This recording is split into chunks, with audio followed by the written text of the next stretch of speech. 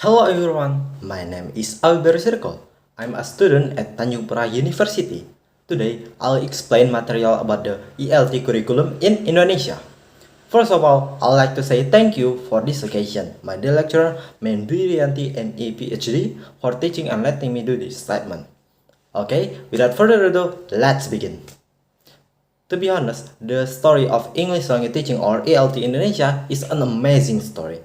It is an evolution from generation to the generation, with each era bringing change to the way English is taught. Let's take a closer look at this journey, starting from 1945 and to the most recent one, Merdeka Curriculum. Here, I'll explain briefly and explain some important aspects that I learned from ELT curriculum courses. They are history of English approach in Indonesia, grammar translation approach or approach and audiolingual, communicative language teaching or CLT, meaning based curriculum, and finally the competency based curriculum and the CBC plus. The first is 1945. In the post-independence era, the grammar translation methods laid the groundwork for English education. This method focused on learning grammar rules and vocabulary through translation, practicing written skills, and memorization. It provides a structured approach to English learning, setting the stage for future developments. And the second one is 1968. A shift occurred in 1968 towards the spoken language. The oral approach and audiolingual methods emphasize the spoken communication, encouraging mimicry and repetition. The aim was to develop the oral proficiency through engaging in drills and dialogues, aligning with the language learning practical communication needs. And the next one is 1975. The commitment to oral skills continued in 1965, 75, recognizing the importance of communication in real life. This period maintained a focus on the use of spoken language, which was expected to foster practical communication skills for students' everyday situation. And the next is 1984. In 1944, a significant shift occurred with the introduction of the communicative language teaching or CLT approach. The language was seen as a tool for expression rather than a set of rigid rules. This approach prioritized the meaningful communication, marking a big change in language education. The next is 1994. Meaning-based curriculum and CLT. The meaning-based curriculum in 1994 integrated CLT principles, emphasizing the comprehension and meaningful communication. This curriculum aimed to bridge the gap between the language learning and the real-world application, cultivating a deeper understanding of the language use. The next is 2004, Community-Based Curriculum and CLT. Community-Based Curriculum of 2004 continued the CLT tradition, focusing on developing learners' competition on various language skills. This approach aimed to equip students with practical language skills applicable to diverse situations, ensuring a well-rounded language education. And the next one is 2006, the community-based curriculum and CLT. In 2006, the commitment to community-based language education persisted, with a sustained emphasis on CLT principles. This period reinforced the importance of developing practical language skills in line with global language teaching trends. And the next is 2013, the CBC Plus Character Building and CLT. In Curriculum 2013 marked a significant development by combining the competency-based curriculum with character building, integrating values into the language education. CLT principles remain at the central, aiming not only for the linguistic competence but also for the development of ethical and moral character. And the most recent one is the Merdeka Curriculum. Merdeka Curriculum is still unfolding and comprehensive data is limited.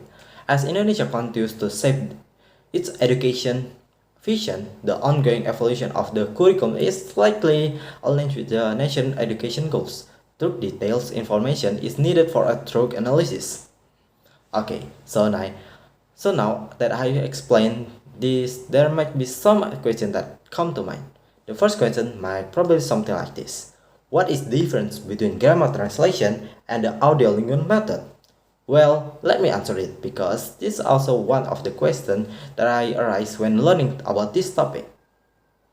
So, in Indonesia, until the early 1980, English teaching mainly used two methods, the grammar translation method and the audiolingual method. The grammar translation method focused on teaching grammar and vocabulary through translation exercise and helping students with reading and writing skills.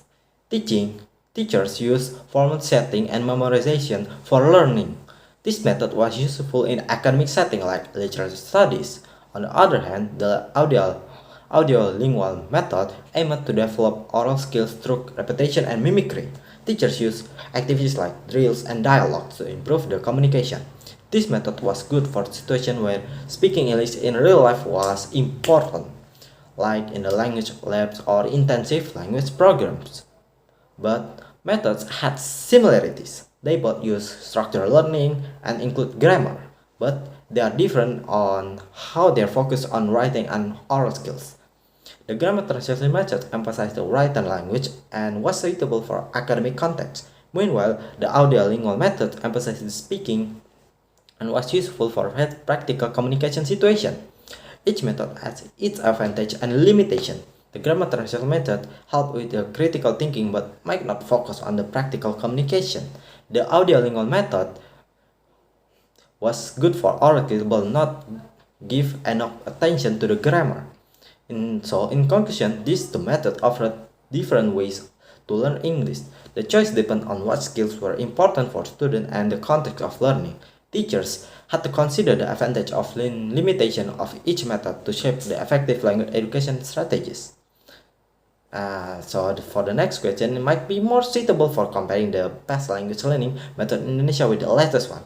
For most precisely, the first method applied in Indonesia with the current method, namely the grammar translation method with the communicative language teaching. So let's talk about it. When we compare the grammar translation method with the communicative language teaching or CLT, we discover two different ways of teaching language. The grammar translation method used in Indonesia and around the world is all about teaching grammar and vocabulary through translation exercise. It's mainly focused on reading and writing, not so much on speaking. And the grammar translation method and the CLT share some similarities. Both use structured learning methods and include grammar on their teaching. However, they differ when it comes to speaking and how they use activities. The grammar translation method don't give much importance to spoken language and depends heavily on translation exercise. It is helpful in situations where having a strong foundation in grammar and writing skills is crucial and necessary, like when studying classical literature or language with historical value. On the other hand, CLT is more modern and puts communication at the center. It aims to help the learners to use the language in real-life situations. The CLT and the grammar translation methods are similar in using structured learning and teaching grammar, but the CLT stands out because it strongly emphasizes the speaking and use various activities like role plays and the discussion. CLT is beneficial when learners need language for daily life, work, and travel. Its adaptability and focus on real-life communication make it useful in different situations. The choice between these two methods really depends on what the learners want to achieve and what they are planning to use the language skills. Well, Alex explains a lot about CLT. This method is very famous and has been used for decades until now. So, how has the CLT changed over time and what are the reasons why it is continued to be used today? Well, the answer is question is quite simple actually.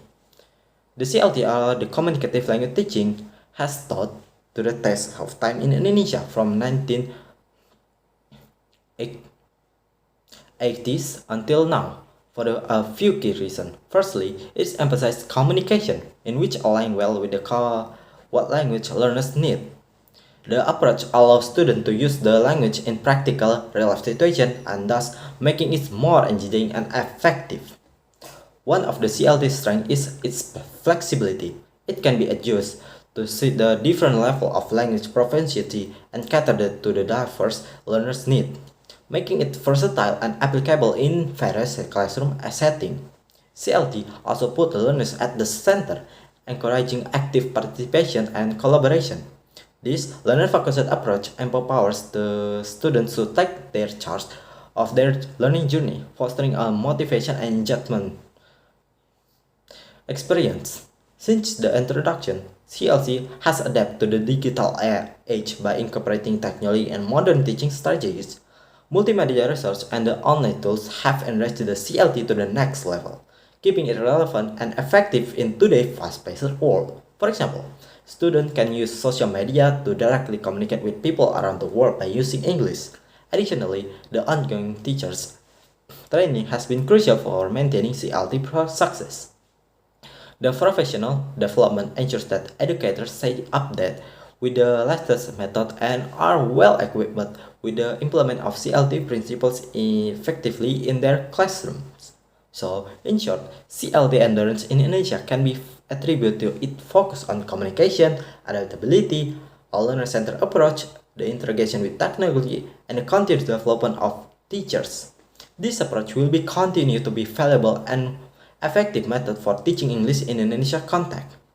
So, that's all the material that I can deliver. I hope my explanation is clear enough for you to understand. I apologize if there are any mistake on my part.